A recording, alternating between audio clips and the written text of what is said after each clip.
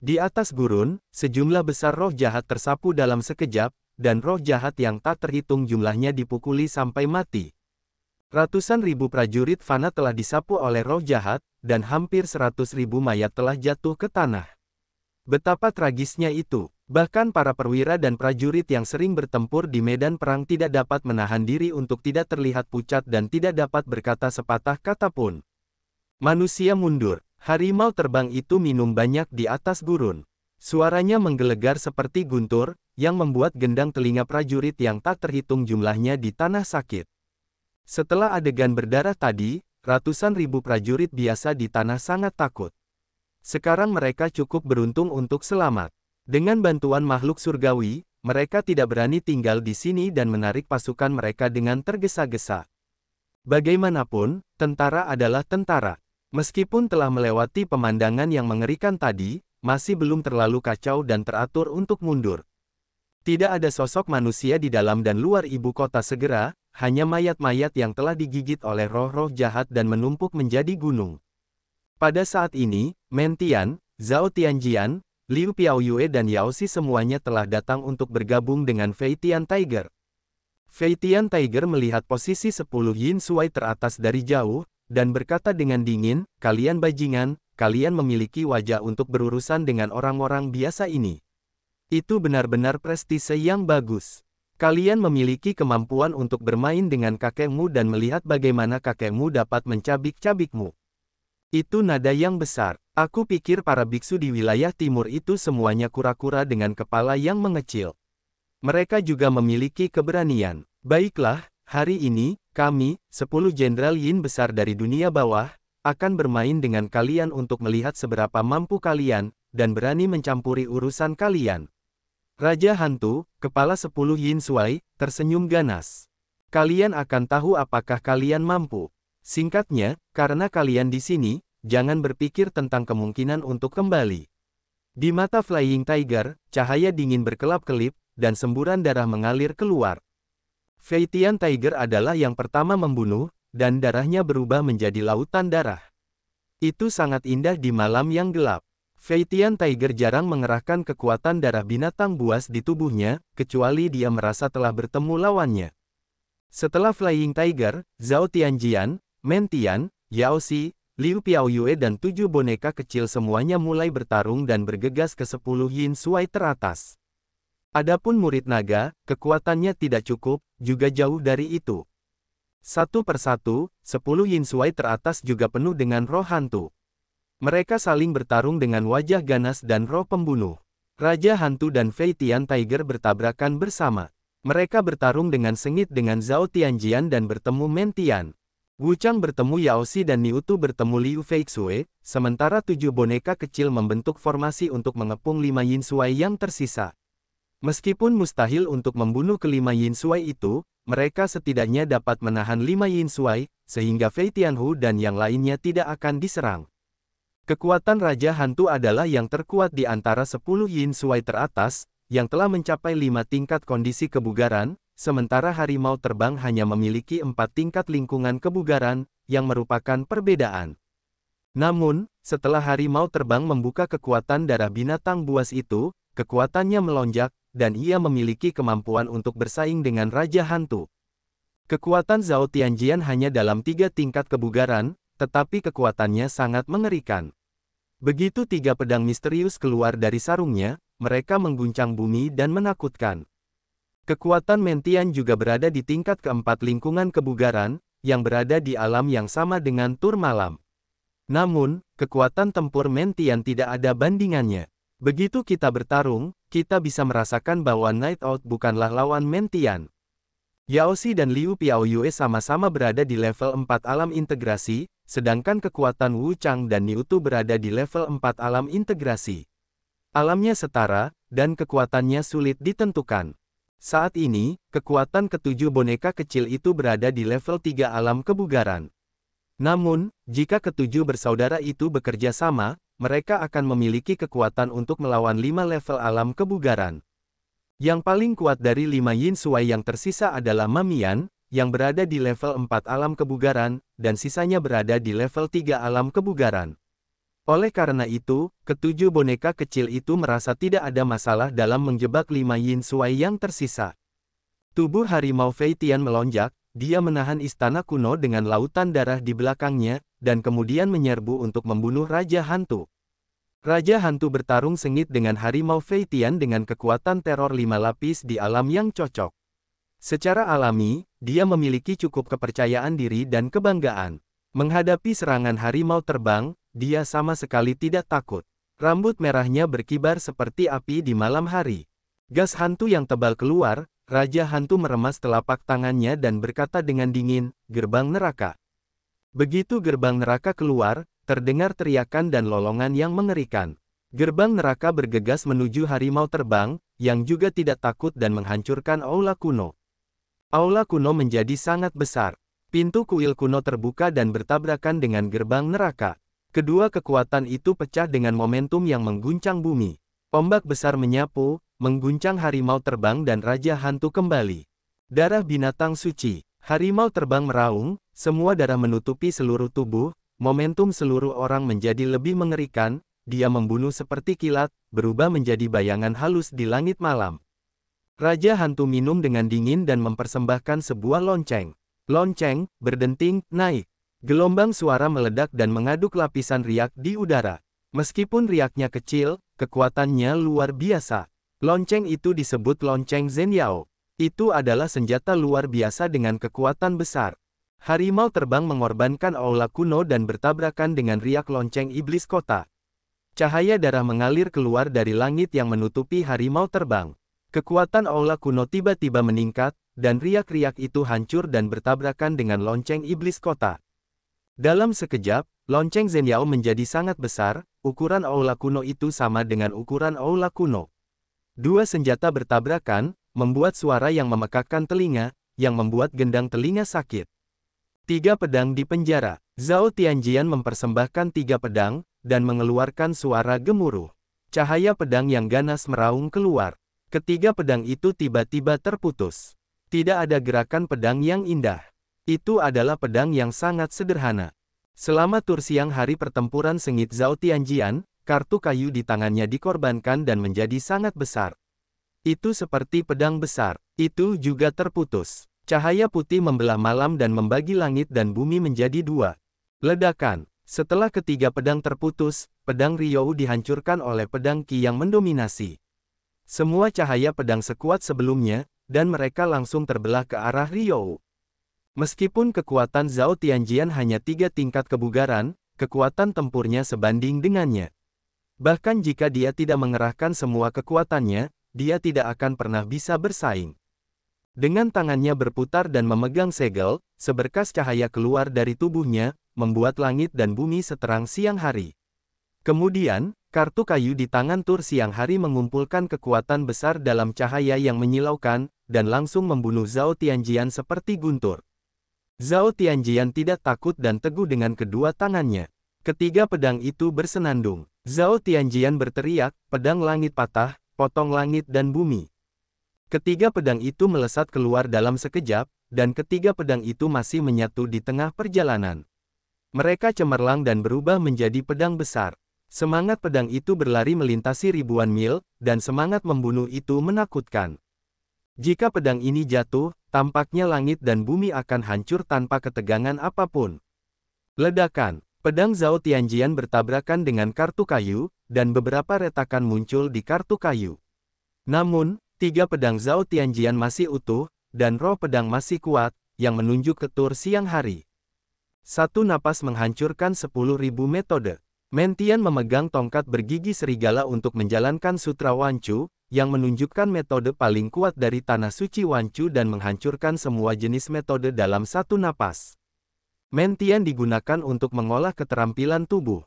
Keuntungan pembuluh darah tidak bisa lebih jelas ketika satu Qi menghancurkan 10.000 metode. Tongkat bergigi serigala itu hancur, dengan momentum yang luar biasa antara langit dan bumi, dan gelombang besar seperti riak menyapu. Kekuatannya luar biasa, bahkan jika tur malam itu melelahkan, sulit untuk menahan pukulan Mentian. Bang! Kartu kayu di tangan tur malam itu langsung hancur, dan tubuhnya terguncang, mengeluarkan seteguk darah. Mentian tinggi dan kuat, seperti raksasa kecil. Ketika dia menginjaknya, langit tampak hancur. Dia melompat tinggi, mengangkat tongkatnya dan menghantamkannya lagi. Kekuatan dahsyat itu menyerbu masuk, membuatnya sulit bernapas di malam hari. Puff! Night Outing tidak dapat menahan serangan Mentian. Dia terkena tongkat bergigi serigala dan seluruh tubuhnya hancur. Yuan Shen-nya ingin melarikan diri. Mentian Leng mendengus dan tongkat bergigi serigala itu melambai, yang menghancurkan semangat Night Outing. Yin Shuai ketiga dari 10 besar tersingkir. Ketidakkekalan membunuhmu. Wu Chang, Yin Shuai keempat dari 10 besar, meraung dan melemparkan sepasang kait jiwa.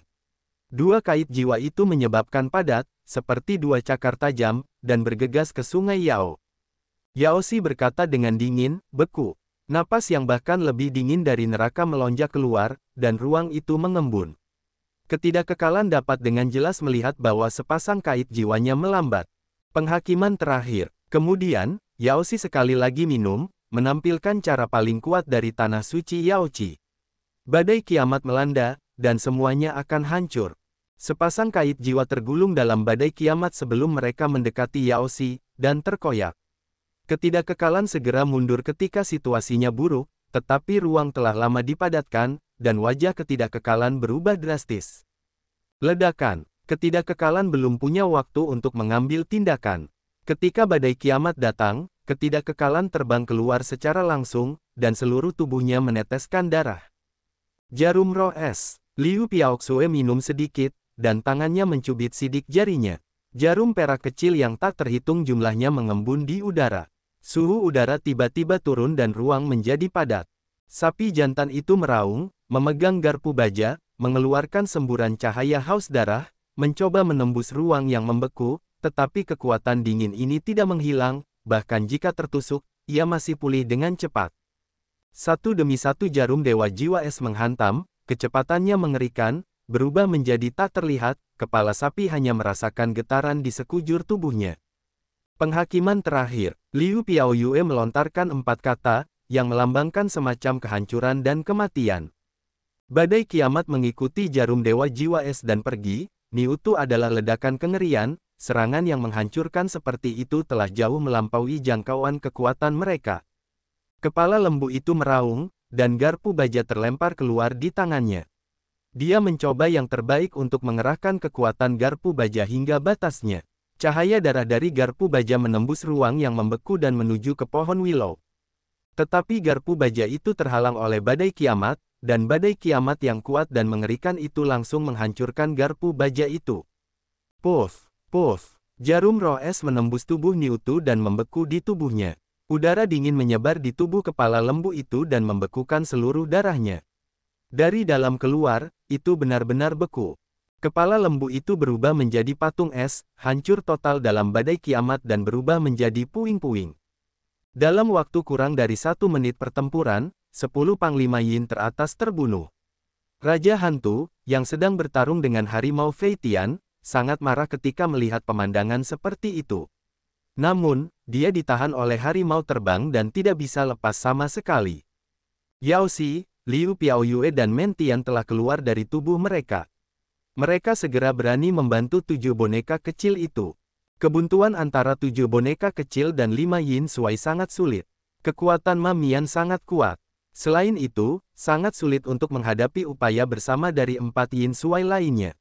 Juga sangat sulit bagi mereka untuk bertahan hidup sampai sekarang. Sekarang Mentian, Yao Xi dan Liu Piaoyue telah berhasil membunuh lawan mereka, mereka dapat bernapas lega. Kalian bajingan, tinggallah di sini hari ini. Mentian mengayunkan tongkatnya dan membunuhnya di depan kuda. Dengan raungan dari wajah kuda, garpu baja di tangannya melesat keluar dan menjadi sangat besar. Itu bertabrakan dengan tongkat itu. Tongkat itu sangat kuat dan bertenaga. Garpu baja itu sama sekali tidak dapat ditandingi, dan garpu itu hancur dan terbang keluar. Wajah kuda itu terbang terbalik dan tidak dapat menahan pukulan.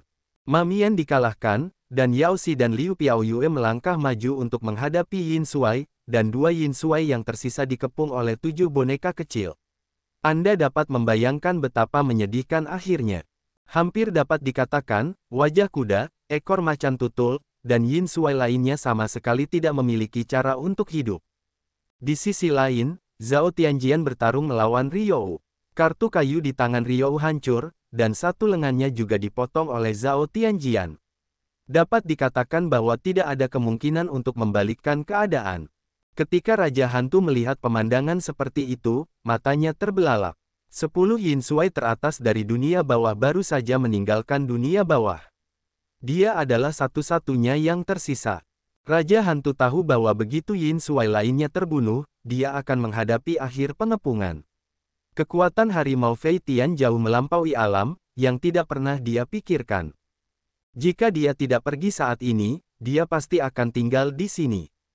Raja Hantu memikirkan tempat ini, menggertakkan giginya, tidak lagi menyukai perang, memasang lonceng iblis kota, berbalik dan pergi. Harimau terbang dengan dingin mendengus, mau pergi seperti ini, yang begitu mudah, selalu ingin meninggalkan sesuatu. Aku pergi, bisakah kamu tinggal? Raja Hantu juga sangat bangga, meskipun tidak dapat mengalahkan harimau terbang, tetapi dirinya sendiri ingin pergi, itu tidak semua orang bisa tinggal. Bersama-sama, buat kesan yang mendalam pada orang ini. Ayo minum minuman dingin. Mendengar kata-kata harimau Fei Tian, Zhao Tianjian dan Men Tian segera menyerang Raja Hantu. Masing-masing dari mereka melancarkan serangan yang dahsyat, dan wajah Raja Hantu berubah drastis. Ia tidak memiliki masalah menghadapi serangan harimau Fei Tian sendirian, tetapi itu sudah cukup untuk menghadapi serangan beberapa orang. Ledakan! Ah! Raja Hantu menjerit, dan ia tidak tahu serangan siapa yang mengenainya. Salah satu lengannya hancur, dan darah yang tak terhitung jumlahnya muncul di tubuhnya. Sekuntum bunga muncul di sisi lain, dan tubuh Raja Hantu memasuki bunga di sisi lain. Terdengar raungan marah dari bunga di sisi lain, tunggu saja, aku tidak akan membiarkanmu pergi. Sialan, aku tidak meninggalkan mereka semua dan membiarkan Raja Hantu melarikan diri. Harimau Fei Tian menggertakkan giginya. 10 Yin Shuai agung dari dunia bawah juga terkenal. Kami membunuh 9 dari mereka kali ini, yang merupakan kemenangan total. Zhao Tianjian berkata sambil tersenyum tipis. 10 Jenderal Yin Agung telah muncul. Sekarang 10 Jenderal Yin Agung telah terbunuh. Siapa yang akan dikirim dunia bawah selanjutnya? Liu Piaoyue tidak terlalu senang, tetapi lebih khawatir. Di atas 10 Yin Shuai, ada 10 aula neraka, kata Men Tian sambil melihat ke arah orang lain, tidak melanjutkan. Jika 10 istana Yama menyerah, kita tidak akan menang. Konon kekuatan terburuk dari 10 aula Yama adalah 7 tingkat lingkungan kebugaran. Flying Tiger menggelengkan kepalanya dan berkata, baiklah, mari kita lihat situasinya untuk saat ini. Jika kita tidak bisa mengatasinya, biarkan orang lain yang mengatasinya. Saat malam mulai tenang, Fei Tianhu melihat 100.000 mayat di bawah ibu kota gurun, menarik napas dalam-dalam, lalu melambaikan tangannya yang besar. Mayat yang tak terhitung jumlahnya berubah menjadi ketiadaan. Tidak ada darah di tanah. Sepertinya tidak terjadi apa-apa di sini.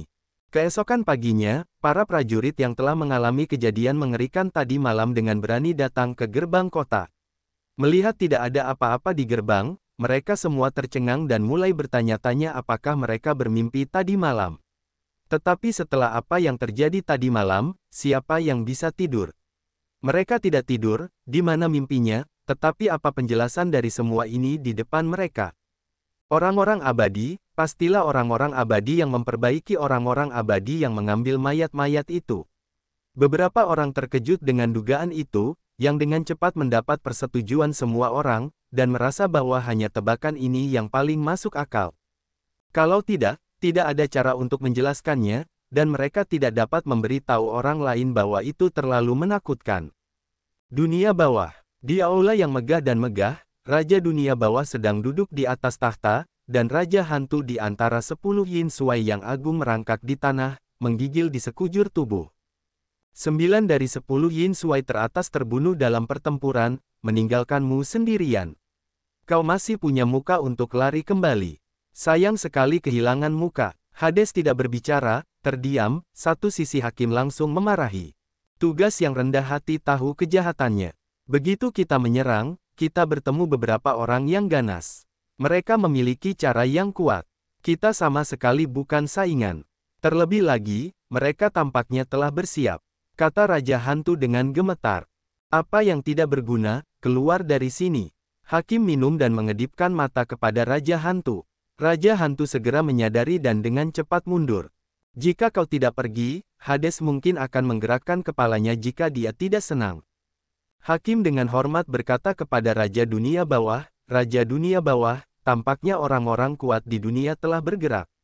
Meskipun kekuatan 10 Jenderal Yin teratas tidak lemah, mereka tidak dapat menahan Teran yang kuat. Raja Hantu masih memiliki sesuatu untuk digunakan.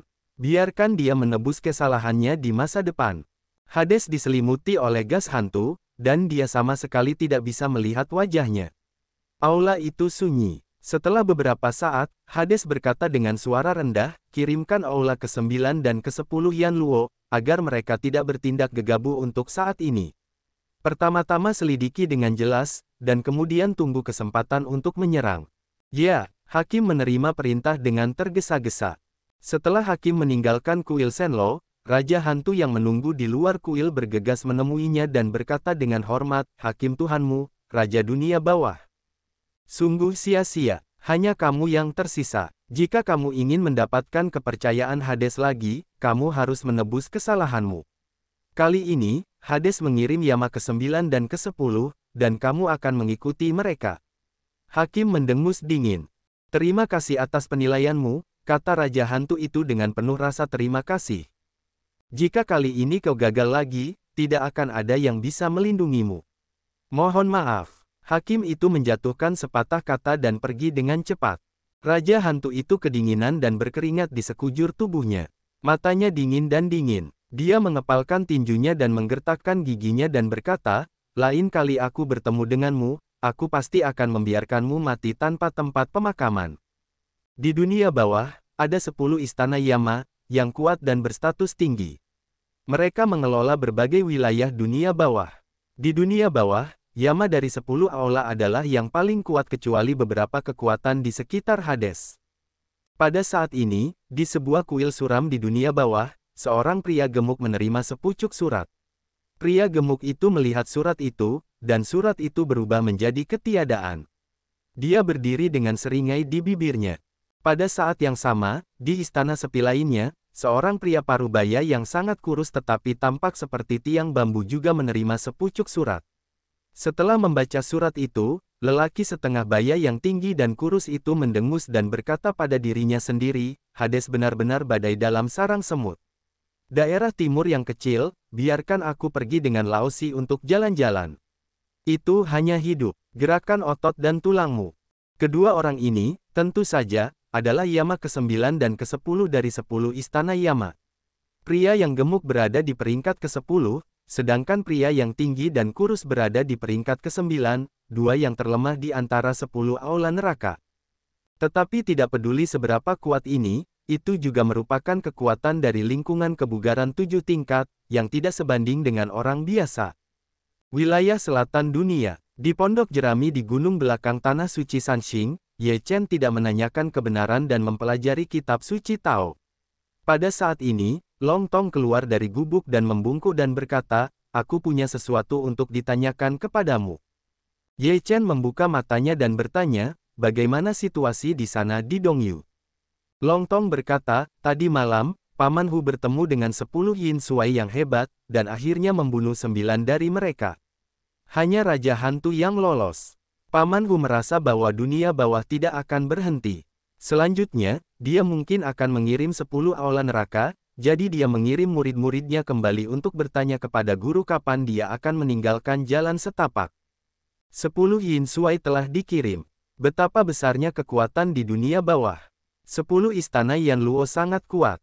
Bahkan jika itu adalah Yama dan Fei Tian Tiger yang paling lemah, mereka tidak akan menjadi saingan.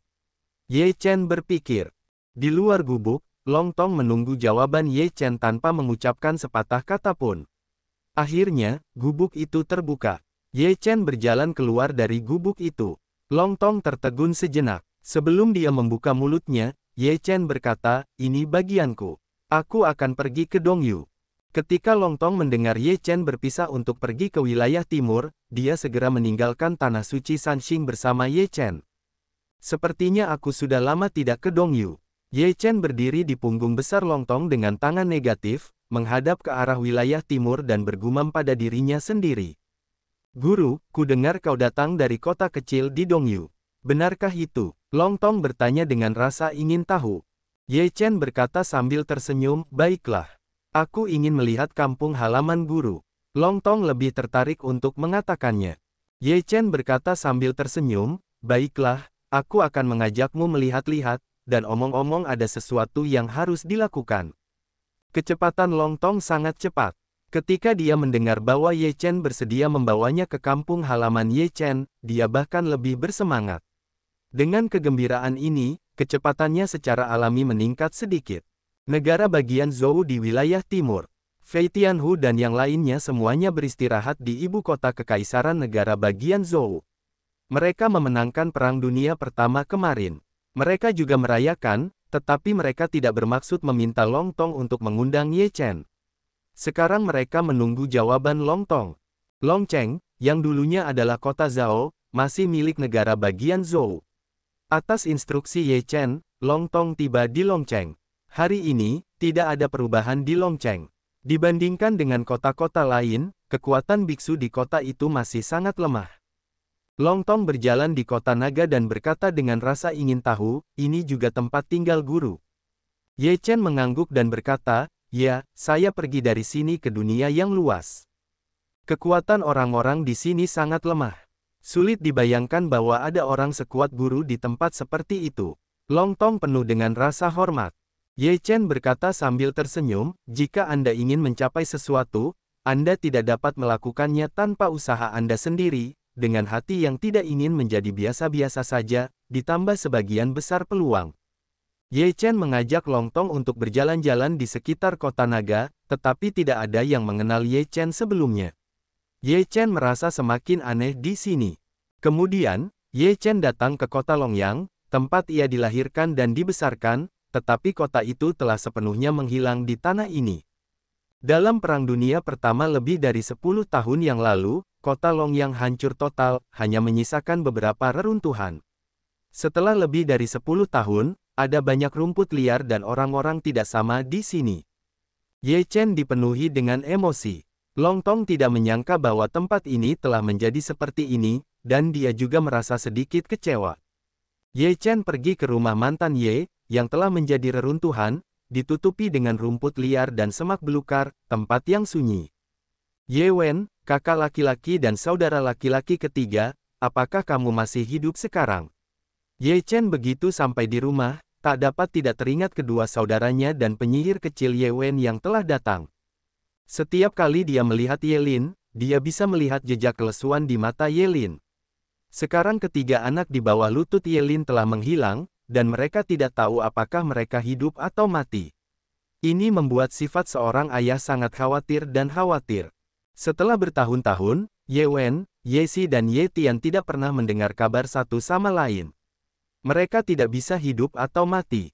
Ye Chen berdiri di reruntuhan keluarga Ye untuk waktu yang lama sebelum meninggalkan kota Longyang dan menuju Longshan. Longshan adalah gunung yang luar biasa. Itu adalah bagian dari Gunung Longzhu dari keluarga naga di negeri Dongeng. Itu jatuh dari negeri Dongeng dan akhirnya berakar di sini.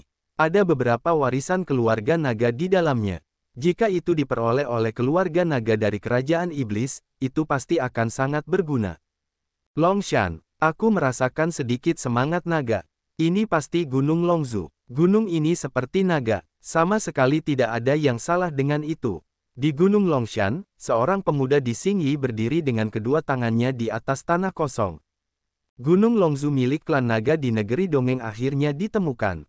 Ketika kita mendapatkan warisan di Gunung Longzhu, siapa yang dapat bersaing dengan kita? Haha, berdiri di belakang pemuda di Qinyi adalah King Xia, yang tidak dapat menahan tawa kegirangan. Pemuda di Qinyi adalah seorang jenius sejati dari bangsa Qinglong, bernama King Ming. Mata King Ming tenggelam, dan dia melambaikan tangannya yang besar. Ada fluktuasi ruang di ruang terbuka. Itu adalah batas. Wajahnya muram dan dia berkata, ada batas yang ditetapkan di sini. Seseorang telah memasuki Gunung Longzhu. King Ming berkata, dan mengambil gambar secara langsung. Batas waktu tiba-tiba pecah, dan semua pemandangan di depannya menghilang. Sebuah lubang muncul, dan roh naga menyembur keluar dari lubang itu. Sungguh roh naga yang kuat. Qingxia terkejut. Raungan. Pada saat ini, nyanyian naga datang dari mulut gua. Qingming dan Qingxia sama-sama mengangkat alis mereka. Qingxia berkata, apakah ada manusia naga di sana? Suara nyanyian naga membuat seluruh gunung naga bergetar, seolah-olah akan meledak. Gas naga yang agung menyembur keluar dari lubang, dan kemudian seekor naga emas bergegas keluar. Naga emas itu melotot ke langit hijau dan kabut hijau dengan mata besar, mengembuskan napas kemarahan. Naga emas. Qingxia mengerutkan kening. Ini bukan naga emas. Ini adalah naga yang baru saja berubah dari naga menjadi naga. Wajah Qingming benar-benar muram. Gunung leluhur naga ditempati oleh seekor naga dan berubah menjadi naga di dalamnya. Ini tidak bisa dimaafkan. Siapa kamu? Berani mengganggu kultivasiku? Naga emas meraung. Berani sekali kau menghujat Gunung Longzhu dari klan naga. Kau pasti masih hidup hari ini. Qingxia berkata dengan marah. Meskipun naga berubah menjadi naga emas, naga hitam dan naga yang ditransformasikan oleh ular kuno tidak dianggap sebagai anggota klan naga, kecuali 3 klan naga Qinglong, Tianlong dan Jinlong. Oleh karena itu, meskipun naga berubah menjadi naga, itu bukanlah klan naga di mata Qingming dan Qingxia. Qingxia dan Qingming memancarkan aura yang kuat. Begitu wajah Jinlong berubah, dia merasakan roh naga yang lebih kuat. Dia segera tahu bahwa ini adalah klan naga yang sebenarnya. Jinlong tidak berbicara, tetapi langsung masuk ke dalam gua. Qingming dan Qingxia mendengus dingin, dan keduanya melangkah ke dalam gua selangkah demi selangkah. Apa yang terjadi? Di lereng gunung yang besar, seorang lelaki tua dan 3 pria dan wanita muda sedang berlatih. Melihat Jinlong kembali dengan tergesa-gesa, lelaki tua itu bertanya. Jinlong berubah menjadi seorang pria berjubah emas, dan bahkan berkata, klan naga telah menemukan tempat ini. Kekuatannya sangat kuat, kita harus segera pergi. Klan naga yang sebenarnya, pria tua itu mengubah wajahnya dan menggertakkan giginya. Tanpa ragu, dia berkata kepada 3 pria dan wanita muda itu, ayo pergi dari sini. Kalian pergi dulu, aku akan melindungi kalian, kata pria berjubah emas. Hati-hati. Pria tua itu tidak banyak bicara, dan pergi dengan cepat bersama 3 pria dan wanita muda. Hari ini, tidak seorang pun dari kalian yang bisa melarikan diri. Menghujat Gunung Longzhu dari klan naga adalah hukuman mati. Wajah Qingming muram dan tak tertandingi. Setelah dia memasuki pedalaman Gunung Longzhu, dia melihat semua yang ada di dalamnya dan bahkan lebih marah. Ayo pergi. Ketika pria berjubah emas itu minum banyak, dia berubah menjadi naga emas dan meletakkannya di depan pria tua itu dan 3 pria dan wanita muda. Tetua Gu Jiao, hati-hati. Wanita muda itu berkata dengan khawatir. Mencari kematian. Qingxia mendengus dingin, dengan aura membunuh yang kuat terhadap naga emas. Naga emas meraung dan bergegas menuju Qingxia tanpa rasa takut. Kekuatan Qingxia telah mencapai tingkat kebugaran ketiga, sementara naga emas teralihkan ke puncak tingkat ke-9. Kesenjangan kekuatan ini terlalu besar. Terlebih lagi, Qingxia adalah seorang jenius berkebangsaan Qinglong. Dia memiliki darah naga murni yang mengalir di tubuhnya, yang memiliki efek penindasan yang hebat pada naga emas. Di depan Qingxia, hampir tidak ada ruang bagi naga emas untuk melawan. Puff! Hanya dengan satu gerakan, tubuh raksasa naga emas tertembak dan menghantam dinding batu. Sisik naga di sekujur tubuhnya terbelah. Darah di mulutnya menyembul dan tubuhnya kejang-kejang. Dalam sekejap, dia kehilangan kekuatan bertarungnya. Tuan Gu Jiao, wanita cantik itu berteriak cemas saat melihat Jinlong terluka parah. Ayo pergi. Mulut Jinlong mengeras dan serak. Tidak seorang pun bisa pergi. Qingxia melangkah maju, rasa takut yang kuat mengilhami untuk membunuh, telapak tangan akan membunuh naga emas. Namun, pada saat ini, cahaya yang sombong datang ke arah Qingxia. Qingxia merasakan bahaya besar, dan segera menarik kembali tangannya dan tiba-tiba menyembunyikan tubuhnya. Qingxia tiba-tiba melihat 2 orang muda keluar dari lorong. Dia mengenali salah satu dari mereka bahkan jika dia berubah menjadi debu. Ye Chen. Qingxia menggertakkan giginya. Ye Chen tidak memperhatikan Qingxia, tetapi mengalihkan pandangannya ke Jinlong. Kemudian dia melirik dan melihat sosok-sosok yang dikenalnya. Matanya berkedip beberapa kali dan jantungnya berhenti berdetak. Ketika lelaki tua dan 3 pemuda dan pemudi melihat Ye Chen, mereka semua tercengang. Air mata wanita cantik itu mengalir turun, dan lelaki tua itu menunjukkan senyum bahagia. Jinlong melihat Ye Chen tiba-tiba muncul, dan secercah harapan muncul di matanya yang putus asa. Ye Chen mengalihkan pandangannya dan melirik Qingxia. Qingxia tidak layak mendapatkan perhatiannya. Sebaliknya, dia menatap Qingming dan berkata dengan tenang, "Apakah kamu Qingming dari suku Qinglong?" Qingming menatap Ye Chen dan berkata dengan senyum dingin, "Ya, aku tidak menyangka kamu akan muncul di sini." Ye Chen berkata dengan seringai di sudut mulutnya, "Ada banyak hal yang tidak dapat kamu pikirkan. Ini adalah tempat pertama yang kami temukan. Sebagian alasan mengapa aku dapat mencapai begitu banyak adalah karena di sini. Kamu telah menghujat Gunung Naga klan naga milikku, hukuman mati." Qingxia berteriak dengan marah. Ye Chen menatapnya, dengan rasa ingin membunuh yang menakjubkan di matanya. Wajah Qingxia berubah dan dia tidak bisa menahan diri untuk tidak mundur. Qingming tampak tidak puas ketika dia melihat Qingxia begitu takut. "Itu benar, yang lama dan yang baru akan diselesaikan di sini," Qingming berkata dengan dingin. Ye Chen berkata, "Saya pernah mendengar bahwa Qingming adalah yang paling kuat dan memiliki darah paling mengerikan dari orang-orang Qinglong. Hari ini, saya ingin mengalaminya. Saya harus membayar untuk kekuatan saya." Qingming menyipitkan matanya. Ye Chen tidak menjawab Qingming, dan berkata kepada murid naga di sampingnya, "Kamu bawa mereka keluar dari sini dan bawa mereka langsung ke wilayah selatan." Meskipun Long Tong tidak mengenal beberapa orang di Jinlong, Ye Chen tidak mengatakan apa-apa sejak dia mengatakannya. Sosoknya melesat ke arah Jinlong. Melihat ini, Qingxia berkata dengan marah, "Mereka yang menodai gunung leluhur naga kita pasti akan mati." Ketika dia berkata ke arah murid naga yang bergegas masuk, mata Ye Chen memancarkan cahaya dingin, dan dia mendengus dingin, "Qingxia, kamu terburu-buru untuk mati." Ye Chen berkata, langsung membengkokkan busur dan anak panah, melesatkan anak panah menembus awan, kekuatannya sangat menakjubkan, dan semua suara gemuruh terdengar di udara. Wajah Qingxia berubah drastis, dan dia segera mundur. Namun, Long Tong mengabaikan Qingxia dan datang ke sisi Jinlong. Jinlong telah berubah menjadi seorang pria berjubah emas. Long Tong membantu pria itu berdiri dan kemudian bergabung dengan pria tua itu. Ada lorong yang mengarah langsung keluar. Pria tua itu berkata. Long Tong mengangguk. Pria tua itu kembali menatap Ye Chen. Ye Chen mengangguk. Ketiga pria dan wanita muda itu juga menatap Ye Chen. Mereka khawatir, tetapi mereka ditarik oleh lelaki tua itu. Melihat Long Tong bersama lelaki tua itu dan yang lainnya pergi, hati Ye Chen juga menghela nafas lega. "Biarkan saja mereka pergi," Qingxia berkata dengan enggan. Qingming berkata, "Mereka bukan apa-apa. Cepat atau lambat, mereka semua akan menemui jalan buntu. Sekarang jika kamu mengejar mereka, kamu juga akan menemui jalan buntu. Kamu dapat memilih sendiri." Qingxia tertegun sejenak. Dia sangat jelas dalam hatinya bahwa jika Ye Chen ingin membunuhnya, itu akan mudah, jadi dia tidak berbicara lagi. "Apakah ini inkarnasimu atau tubuh aslimu?" Qingming menatap Ye Chen, menyipitkan mata dan berkata.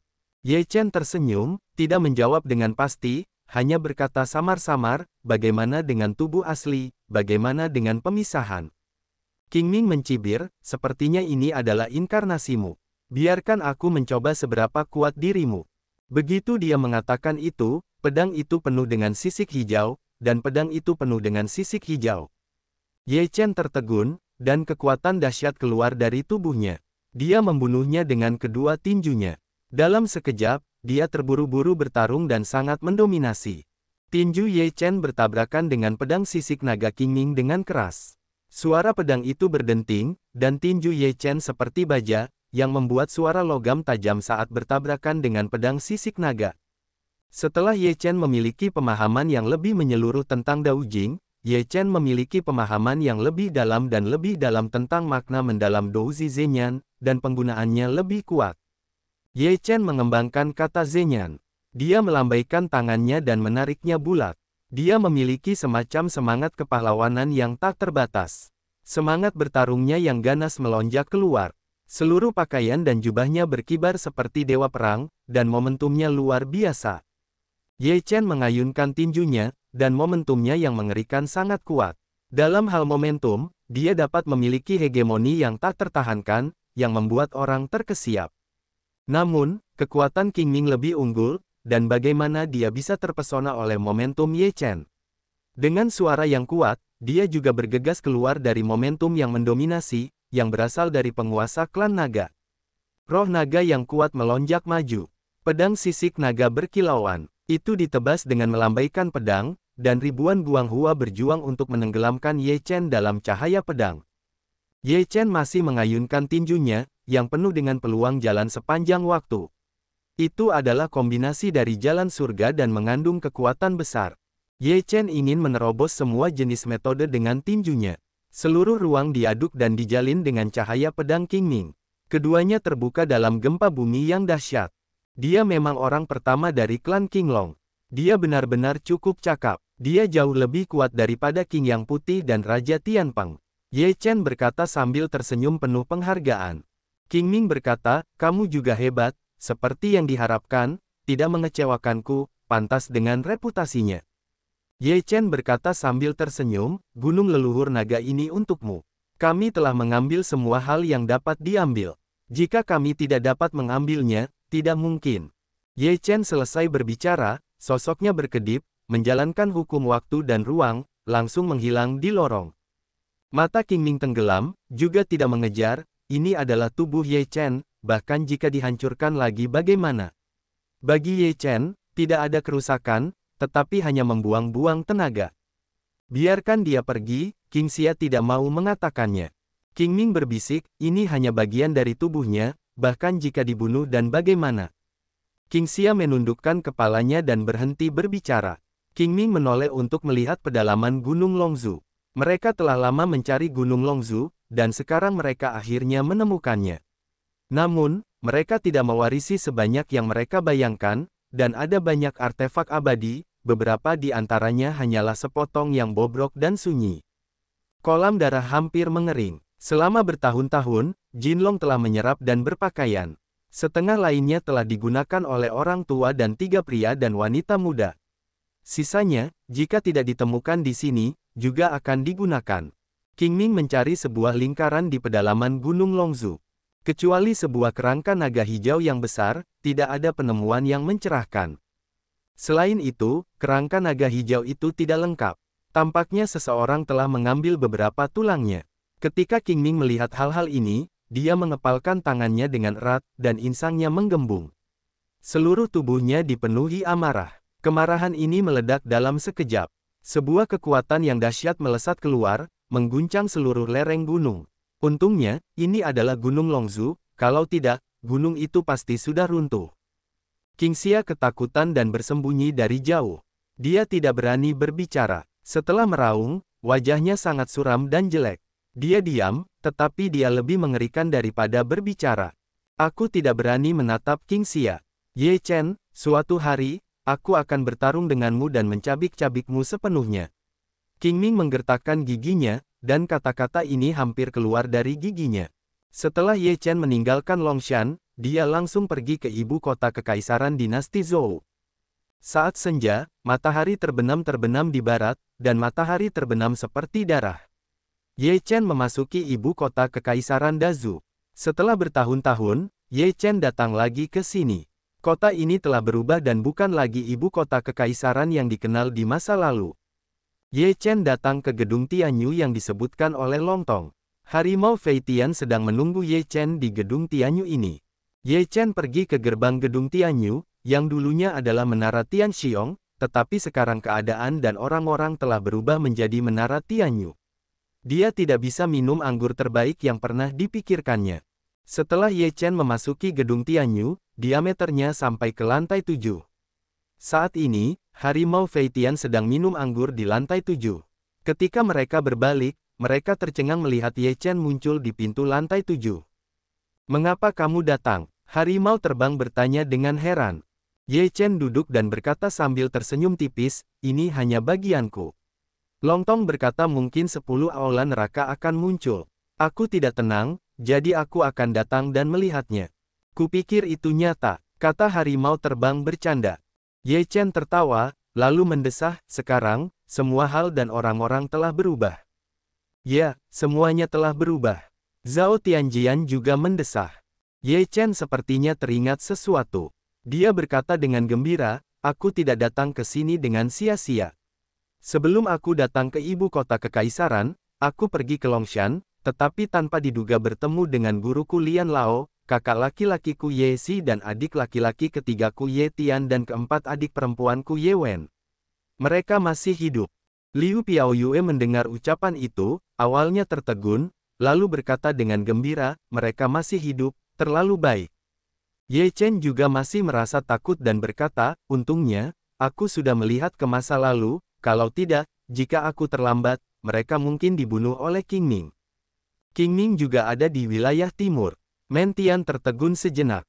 Ye Chen menganggukkan kepalanya dan berkata, dia seharusnya mencari Gunung Longzhu. Tidak ada yang salah dengan Gunung Longzhu sekarang. Tidak apa-apa untuk memberikannya kepada mereka. Jika Qing Ning dan dunia bawah bergandengan tangan, itu akan sedikit rumit. Zhao Tianjian mengerutkan kening. Ye Chen berkata, Qing Ning sombong dan arogan. Seharusnya tidak bergandengan tangan dengan Yan Luo di 10 aula dunia bawah. Mari kita amati situasinya terlebih dahulu dan lihat apa yang akan dilakukan dunia bawah selanjutnya. Wilayah selatan dunia, Tanah Suci Sanxing. Long Tong membawa Jinlong, lelaki tua dan 3 pemuda dan pemudi ke Tanah Suci Sanxing, dan membawa mereka langsung ke gubuk Ye Chen. Guru, saya telah membawa mereka. Long Tong berkata dengan hormat. Lelaki tua itu berdiri di luar gubuk dan melihat sekeliling. Sebelum mereka datang, mereka tahu dari Long Tong bahwa ini adalah Sanxing, tanah suci untuk membudidayakan makhluk abadi di wilayah selatan. Mereka semua penuh dengan rasa ingin tahu. Pintu gubuk terbuka, dan Ye Chen keluar dari gubuk. Setelah melihat lelaki tua itu, dia langsung berlutut dan berkata, Tuan, saya telah menemukan Anda. Anda sangat baik untuk hidup. Lelaki tua itu tercengang. Bagaimana Ye Chen bisa berlari lebih cepat dari mereka? Lelaki tua ini bukan siapa-siapa. Dia benar-benar tuan pertama Ye Chen. Ketiga pemuda dan pemudi itu adalah kakak laki-laki Ye Chen, Ye Xi, adik laki-lakinya yang ketiga Ye Tian, dan adik perempuannya yang keempat Ye Wen. Cepat bangun, mereka semua orang terkenal. Apa yang kamu lakukan dengan berlutut di hadapanku? Tidak baik bagi orang lain untuk melihatnya. Kerutan di wajah lelaki tua itu semuanya terkatup rapat. Meskipun mulutnya berkata demikian, tetapi senyum di wajahnya telah menunjukkan kebanggaan dan kepuasan. Dalam kehidupan ini, tidak ada penyesalan memiliki murid yang menjanjikan seperti itu. Tidak peduli seberapa banyak yang telah aku capai, kamu adalah tuanku. Ye Chen berkata dengan serius. Lian Lao berkata sambil tersenyum senang, aku tidak menyangka bahwa pemuda di kota asal telah tumbuh dewasa sepenuhnya, dan mereka akan berdiri di puncak dunia, oke. Kakak kedua, kupikir aku tidak akan pernah melihatmu lagi. Ye Wen tidak bisa menahan diri untuk tidak melemparkan dirinya ke pelukan Ye Chen, dan air matanya keluar. Ye Chen memeluk Ye Wen dan tertawa bahagia. Dia berkata, penyihir kecil kita telah tumbuh menjadi gadis besar. Dia masih sangat suka menangis sehingga orang luar akan menertawakannya saat mereka melihatnya. Orang-orang suka lelucon, jadi silakan tertawa. Aku tidak peduli. Ye Wen berkata dengan wajah tidak peduli dengan mulutnya yang melengkung. Ye Chen tertawa. Dia dalam suasana hati yang buruk untuk waktu yang lama. Kota Yejia terletak di pegunungan yang relatif tenang di wilayah selatan. Meskipun terletak di wilayah selatan, kota ini adalah tempat yang sederhana. Tidak banyak biksu yang kuat, tidak ada pasukan keluarga dan pasukan klan di sekitarnya, dan tidak ada bahaya dari monster apapun. Seluruh kota itu damai, dan semua orang hidup dan bekerja dengan damai dan puas, menjalani kehidupan yang riang. Kota ini juga diberi nama kota Yejia untuk menghormati keluarga Ye. Ye Nantian adalah wali kota lama kota ini. Dia memiliki prestise yang tinggi di kota ini. Dapat dikatakan bahwa kata-katanya konsisten. Rumah wali kota kota Yejia berada di pusat kota Yejia. Alasan mengapa dibangun di sini adalah agar jika terjadi sesuatu di masa mendatang, baik pintu masuk kota maupun ujung kota dapat memperhitungkan waktu. Pada saat ini, Luo Xiaodi sedang bermain di halaman dengan seorang anak laki-laki berusia 5 atau 6 tahun. Anak laki-laki kecil itu agak mirip dengan Yun Fan, tetapi dia terlahir lebih cantik dan pintar daripada Yun Fan. Ini jelas merupakan warisan Luo Xiaodi. Bu, di mana ayah? Sudah lama aku tidak menjenguk kita. Anak laki-laki kecil itu berlari ke wajah Luo Xiaodi dan berkata dengan suara lembut. Luo Xiaodi berkata sambil tersenyum, ayahmu telah pergi untuk membunuh iblis dan iblis. Ketika kamu telah melakukan sesuatu yang penting, kamu juga harus berlatih keras. Kemudian, seperti ayahmu, kamu harus menjadi orang kuat tingkat atas dan melindungi keluarga, saudara, dan teman-temanmu. Anak laki-laki kecil ini adalah Yunyi, putra Yun Fan. Yunyi mengayunkan tinjunya dan berkata dengan wajah tegas, aku pasti akan berlatih keras dan menjadi pahlawan yang dihormati semua orang. Yunyi kecil kita ingin menjadi pahlawan yang hebat. Dia benar-benar pahlawan. Ye Nantian baru saja berjalan ke halaman dan mendengar kata-kata Xiao Yunyi. Dia tidak bisa menahan diri untuk bersikap baik dan bercanda. Xiao Yunyi merasakannya dengan hati-hati, berpikir sejenak, lalu membuka tangannya dan berkata, itu pahlawan yang hebat. Ye Nantian tidak bisa menahan tawa, baiklah, setelah itu, Yunyi kecil kita akan menjadi pahlawan yang hebat, datanglah dan biarkan kakek buyut memeluknya. Xiao Yunyi segera berlari ke Ye Nantian. Ye Nantian Sun menggendong Xiao Yunyi dan berkata sambil tersenyum, kakek buyut sudah tua, dia tidak bisa menggendong Xiao Yunyi. Xiao Yunyi sudah dewasa. Kakek, saat Yunyi sudah dewasa, Yunyi akan memeluk kakek buyut. Xiao Yunyi melipat tangannya di wajah Ye Nantian dan menciumnya, berkata dengan pintar. Ye Nantian tertegun sejenak, lalu tertawa terbahak-bahak. Wajahnya tersenyum, tetapi hatinya dipenuhi rasa masam yang tidak dapat dijelaskan. Dia memiliki 2 putra dan 4 cucu. Sekarang, 3 dari mereka tidak tahu apakah mereka masih hidup atau sudah meninggal, dan Ye Chen belum memiliki anak sejauh ini. Oleh karena itu, Ye Nantian menganggap Xiao Yunyi sebagai cucunya sendiri. Meskipun Ye Nantian, dengan bantuan Ye Chen, terus meningkatkan kekuatannya dan Zhou Yuan juga tumbuh, tidak ada masalah bagi Ye Nantian untuk hidup setidaknya beberapa ratus tahun. Namun bagi seorang lelaki tua, berapa lama ia hidup bukanlah hal yang terpenting. Yang terpenting adalah dapat melihat anak-anak dan cucu-cucunya. Inilah yang paling diperhatikan lelaki tua itu. Ye Nantian bukanlah seorang biksu yang mempelajari Taoisme. Ia menganggap dirinya sebagai lelaki tua biasa, menjalani kehidupan yang tidak berbeda dengan orang-orang biasa. Oleh karena itu, ide-idenya sangat berbeda dari generasi yang lebih tua. Kapan kita bisa punya cucu? Ye Fen menatap Ye Nantian yang tidak jauh darinya, menggoda Xiao Yunyi dan mendesah pelan. Anak Ye Chen juga sama. Meskipun kultivasi itu penting, seperti kata pepatah, jika Anda ingin memulai sebuah keluarga dan memulai bisnis, Anda juga bisa menjadi sebuah keluarga. Beri kami beberapa boneka untuk dimainkan sebagai orang tua. Ling Yun juga mendesah, beberapa menyalahkan Ye Chen. Ye Fen menghela napas, berkat Xiao Yunyi, aku masih bisa membahagiakan ayahku. Ling Yun hendak berbicara ketika dia melihat Ye Lin, yang memiliki beberapa rambut putih di pelipisnya, datang dan menelan apa yang ingin dia katakan. Dia mendesah dalam hatinya. Sudah lebih dari 10 tahun sejak saudara-saudari Ye Si diketahui hidup atau mati.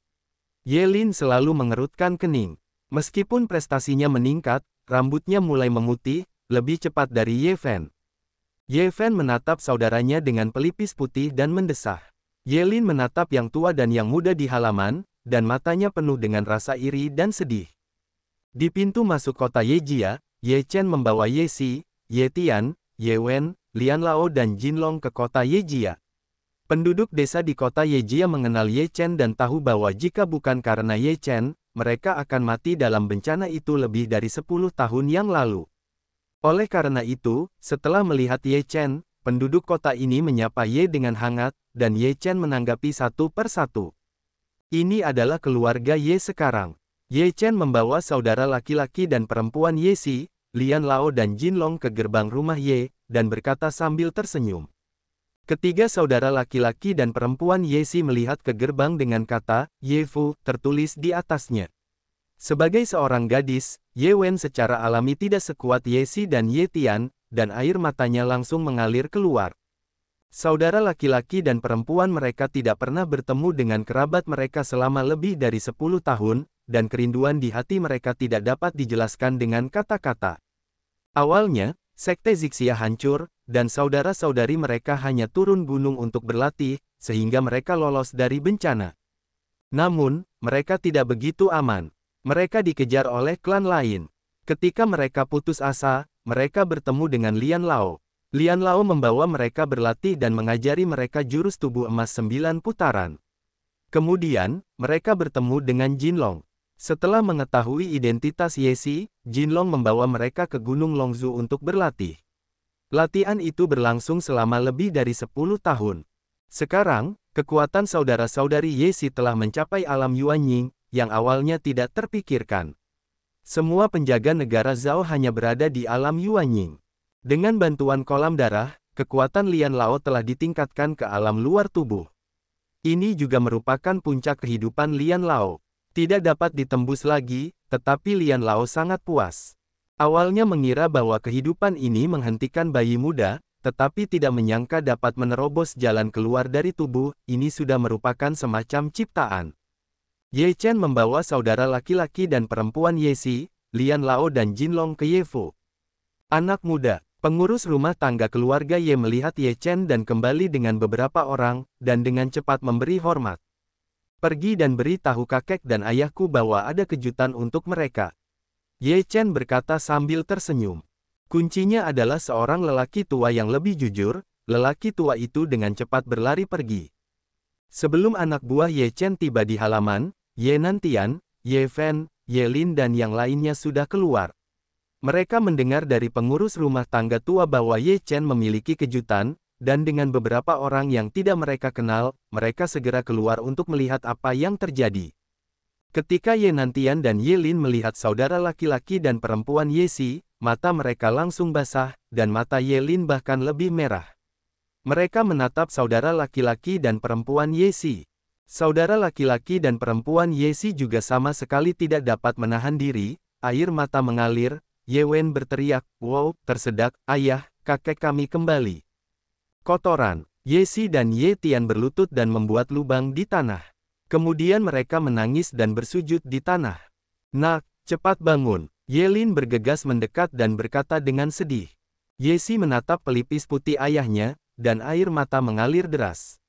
Mereka tahu untuk siapa pelipis putih itu. Mereka merasakan sakit yang tajam di hati mereka, dan mereka semua melemparkan diri ke pelukan Ye Lin dan menangis.